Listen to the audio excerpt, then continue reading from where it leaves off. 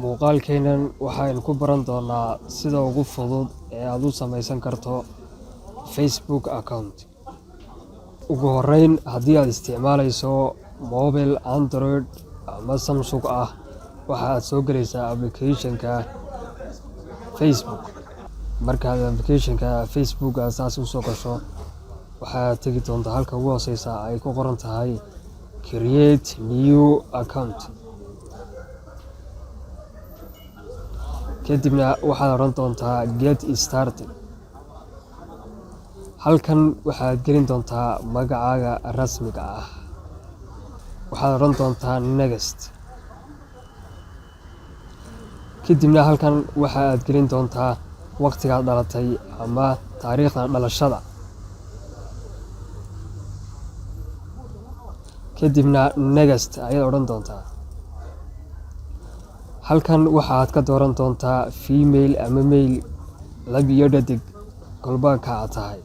Kadibna waxaad oran doontaa Next. Halkan marka aad joogto, laba option ayaad haysataa. Option-ka koowaad, nambarkaaga inaad ku xidho iyo in aad email aad ku samaysato. Waxaynu dooran doonaa inaynu ku samaysano email.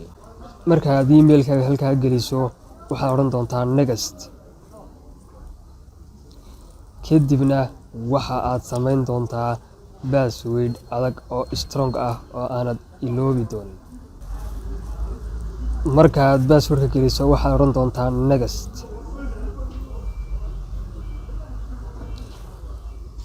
Halkan wuxuu ku weydiinayaa xogta inuu save gareeyo.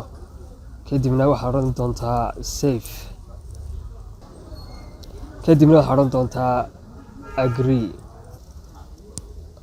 Daawadayaal, sida aad arkaysaan haddeer waxay noo samaysan Facebook account aynu samaynay, oo waxaynu ku darsan karnaa sidaad aragtaan asxaabtii iyo page-kii iyo wixii kale xog aynu u baahannahay ayaynu ku qabsan karnaa. Sidoo kale asxaabteena aynu kala xiriiri karnaa oo aynu kala sheekaysan karnaa. Ugu dambeyn, iyadoo la joogo 2024, cidna ha ka baryin in lagu sameeyo Facebook account. Saas darteed, haddii aad muuqaalkan ku caawiyay ama aad ka heshay, fadlan noo share garee. Sidoo kale like iyo follow iyo wixii kale aad uga caawin karayso nagu caawi. Muuqaalkeenan muuqaalka xiga waxaynu ku soo qaadan doonaa sida loo sameeyo Facebook page account.